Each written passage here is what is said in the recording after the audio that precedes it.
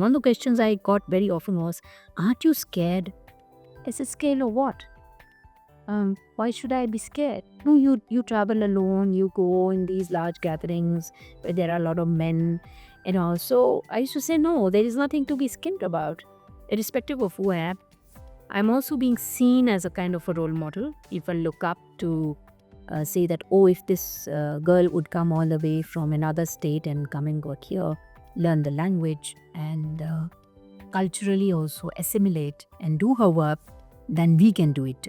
Yes, that's true. There were more than 200 sub-centers in the state of Maharashtra, where more than 200 safe deliveries were happening. Every month, no maternal death, no neonatal death. And it was functioning very well. So, on the one hand, people say that primary healthcare in India still needs to, go a long way in providing good services to the people. And here are a bunch of very good A&Ms who were running 200 sub-centers. This is not even the PHC, this is a sub-center. And so what I learned was that sometimes simple things, it doesn't have to be too complicated. If you find the ways in which good things are happening and you encourage the people and understand from them what are they doing that is making a difference, it can go a long. Welcome to Policy Talks, a podcast series by the Bharti Institute of Public Policy at the Indian School of Business. And it's my pleasure to have a very, very eminent guest today. It's a pleasure to have Ms. Sujata Shaulik, the IS officer of 1987 batch of Maharashtra cadre with us today. Welcome, ma'am. Thank you so much, Dr. Jain. She has a very illustrious career spanning 38 years in public service, being an IS officer, having held positions in different departments of government of Maharashtra, but very importantly also served the international missions at the United Nations. Along with that, in true sense, a academic who has a lot of interest in academics, having been a fellow at the Chan School at Harvard University. It's a pleasure to see a woman rise to the level of the chief secretary, and she was the first woman chief secretary of the state of Maharashtra. It's such a pleasure to have you here, and it's a pleasure to host you at the Indian School of Business. Believe me, it's a pleasure to be here. I'm so proud that ISP is there in Chandigarh, City Beautiful, and thank you for having me. Thanks a lot. My first question to you is regarding your inspiration to come into civil services. Women and to be 1987 we are talking about. I think women in administration were not many at that time. How did you think about civil services and what inspired you to get into the services? The inspiration came from my family. I belong to a family of civil servants. My father and my grandfather, they were both in the service. My father was Punjab cadre, IS 63 badge. And my grandfather, he retired as Additional Secretary Health in Government of India. And not only my father and grandfather, but I had a lot of aunts who also got into the service. So I had both men and women in my own ecosystem who were my role models. I never saw any difference in the gender that I cannot aspire to be this, although I think my father wanted me to be a doctor. Those were the years when, doctors were few and far between, and he was very keen I become one. I guess partly my academic journey is in pursuit of what he wanted me to do. I very happily joined the IS. Right, ma'am. So, you have had such a long career in civil services. Of course, the important postings of the deputy commissioner, the district magistrate, to being the principal secretary and of different departments in the state. There might have been a lot of memories, interventions that you did at that time. Are there a few of those stories that you would like to tell our audience? Of course. I was very young when I joined the service. I was 22. So literally, I grew up in the service. Whatever I learned is something that I picked up while in the service. For me, my seniors, people I worked with, my team members, they became my teachers as well. Some of my memories going back, now that you remind me, are also meeting women in the villages. So when I would go on tour, people would crowd around because, as you mentioned, there were not many women, who were seen in the public as officers. And whether it was a college I went to, when I went to the villages, the men would ask to see me. So in the Gram Panchayat office, all the men would gather. And then I would get a message, can you please come and sit with us? And, with that little twinkle in the eye, and that used to always give me that excitement that, oh, there are more people I need to engage with. So I would go to the other section where all the women would crowd around me and they would talk to me and, they would ask me. And one of the questions I got very often was, aren't you scared? I said, scared of what? Why should I be scared? No, you travel alone, you go in these large gatherings where there are a lot of men, So I used to say, no, there is nothing to be scared about. And they would ask me other questions, and then they would also pose me their problems. Usually it used to be around drinking water or presence of a public health a functionary or a teacher in the school, in the condition of their wells, and sometimes they would also talk about the kind of support they felt they needed. It wasn't so much about agriculture or revenue or industry that they were talking about. So those are some of the things I remember from those days. Yeah, I can completely agree, Vap. I think I've seen a very similar response where, if you are a women leader, and especially in the policy space at any case, the young girls, the college girls, I think people like you just become inspiration for them for the future. So thank you for that. Absolutely. I think I got this question asked a lot. Um, I realized very early in my career that, irrespective of who I am, I'm also being seen as a kind of a role model. If I look up to say that, oh, if this girl would come all the way from another state and come and work here, learn the language, and culturally also assimilate and do her work, then we can do it. Yes, yes, that's true. Ma'am, there have been a lot of interventions that you've taken up in your different departments. Can you talk of any intervention that you feel created that grassroots impact?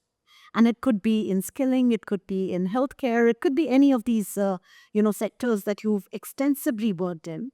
And intervention, it could be technology or otherwise. That I'll be very happy to talk about some of the interventions that became successes, of course. So when I was collector in District Konchalam, and these, field visits that I would make, it's part of the job actually. And when I would interact with both men and women in the villages I went to, we used to lead a program in those days that was called Sashan Apya Dari in Marathi, which translated means government at your doorstep. And you listen to the problems of the people in that village, and if they have any grievances or any petitions to give, you are there physically to listen to them and try and solve as many as you can. You couldn't do much in a day, but you would bring back, all those petitions and then make sure that they were cleared out in a sort of fixed time frame.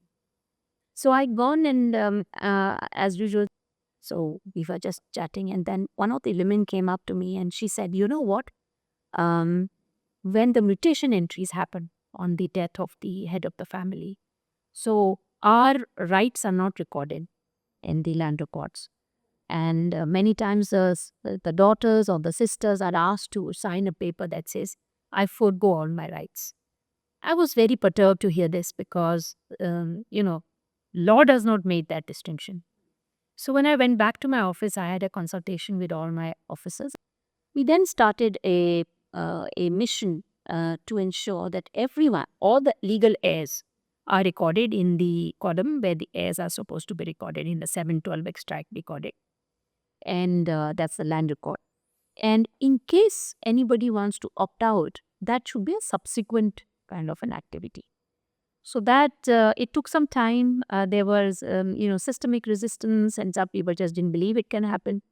But over time, I think we managed to make an impact, and we started to ensure that everyone is recorded in as legal heirs. I strongly felt that there should be no discrimination based on the fact that you are a daughter or that you are the deceased's wife now, or widow. That's one thing I remember. In public health, whenever I went out, I was surprised to see that the what you call the street level bureaucrat, yes, the people who are having day-to-day interface with the public, they are the ones who have the rich experience and understanding, and they also had very good suggestions to make if only you were to listen to them. Exactly. There I found that there were more than 200 subcenters in the state of Maharashtra, where more than 200 safe deliveries were happening. Every month, no maternal death, no neonatal death. And it was functioning very well. That here was a wonderful story.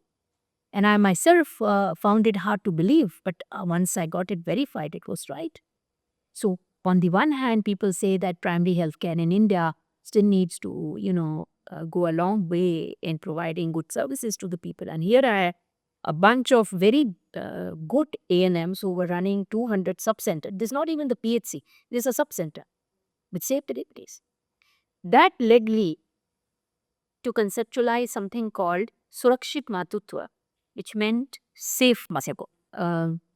This program ultimately became a national program. It converted into PM's Safe Motherhood program, and then many things got linked to it.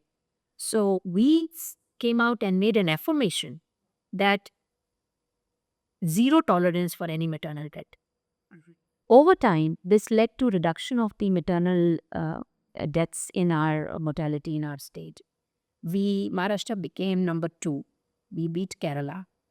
And it was a great, hooray moment for us, for all of us. And so what I learned was that sometimes simple things, it doesn't have to be too complicated. If you find the ways in which good things are happening and you encourage the people and understand from them what are they doing that is making a difference, it can go a long, long way. I agree. So this is what I remember from my health days. Yes, 4 decades is such a long time. But what I'm hearing from you, and you started with the same thing, I think it's the citizens, it's the communities who are the most important stakeholders here. And that's what I hear from you. Absolutely. You have been involving them with whatever decisions you are taking. It's more like a bottom-up approach. Them, and also you need to discuss with your teams. If you try to lead too much from the front and your team is not behind you, then you can do it for some time, but it probably won't sustain after you move out. Right, right.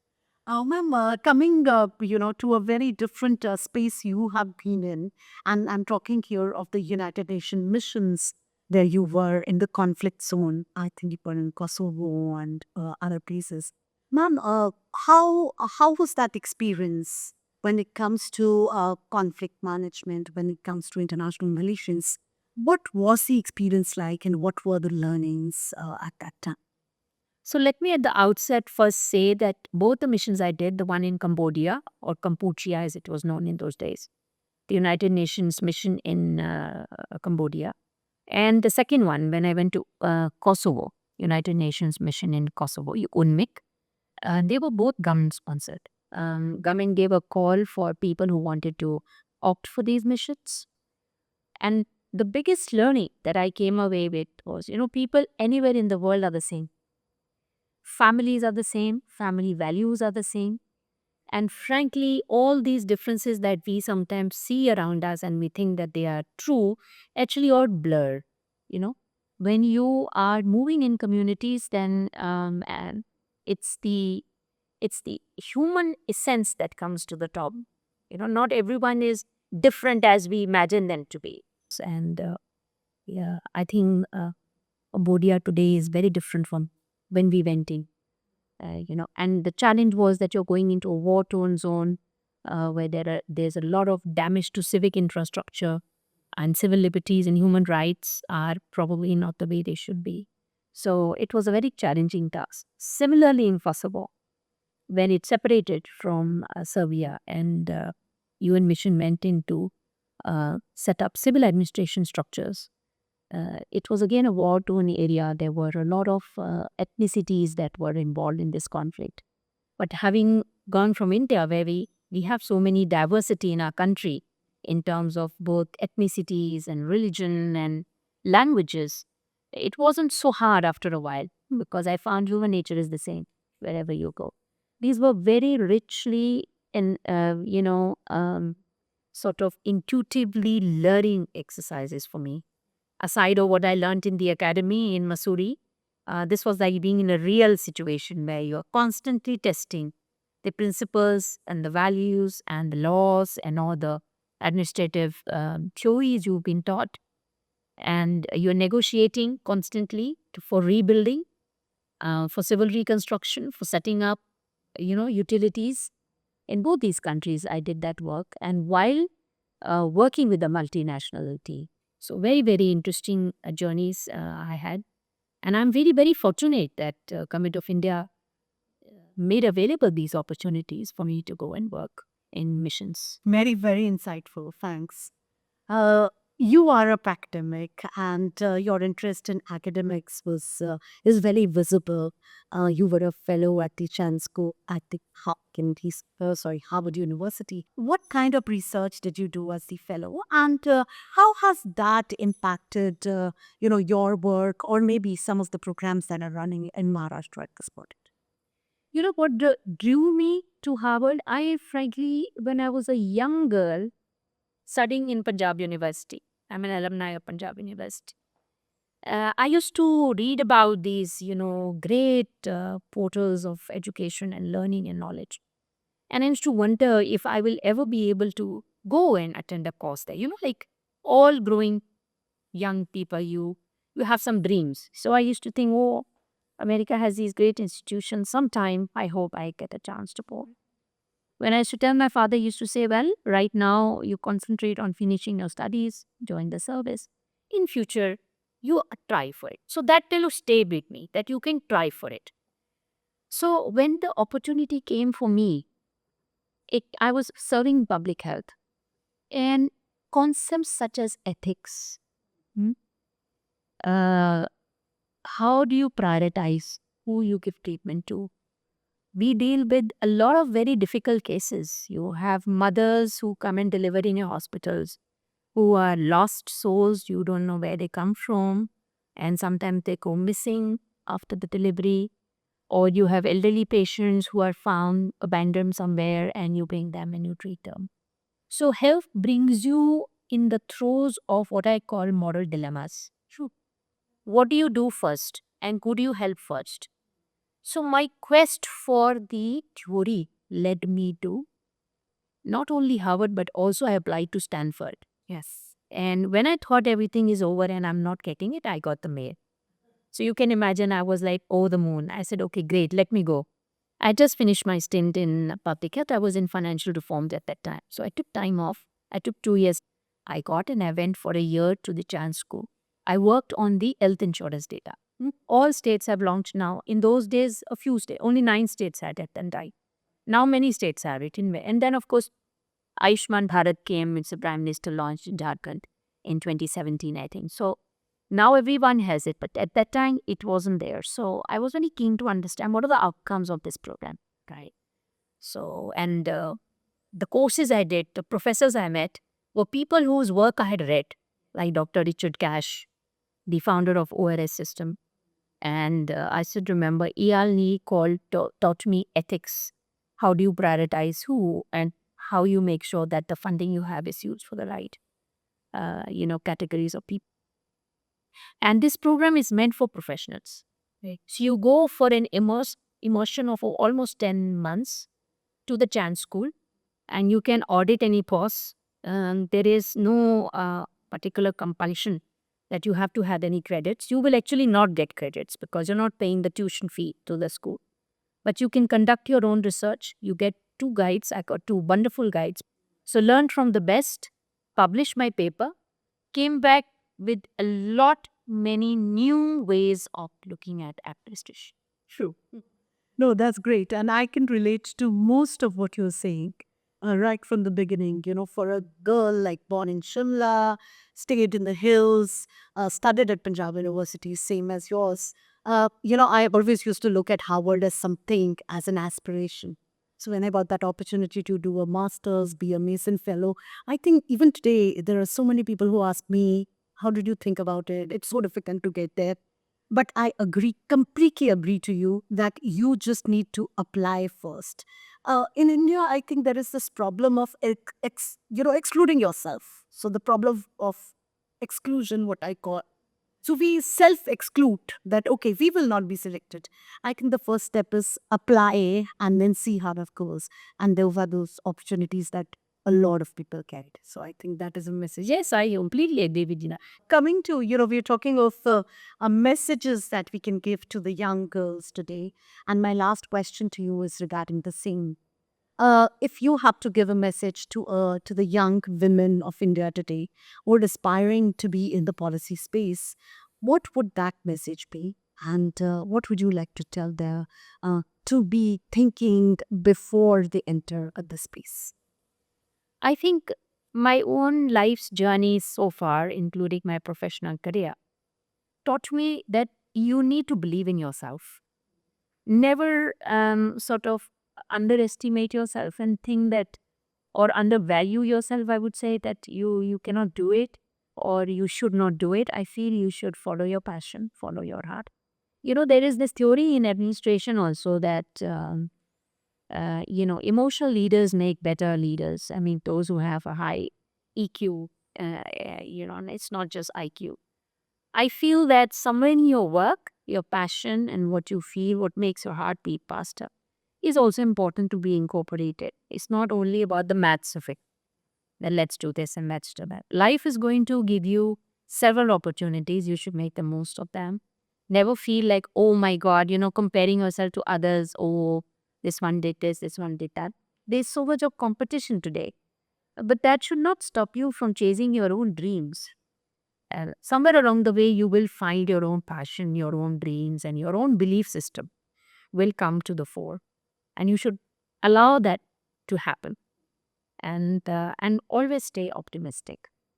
Because we women, we play so many roles, right? In multiple roles. And there are a lot of demands on our time.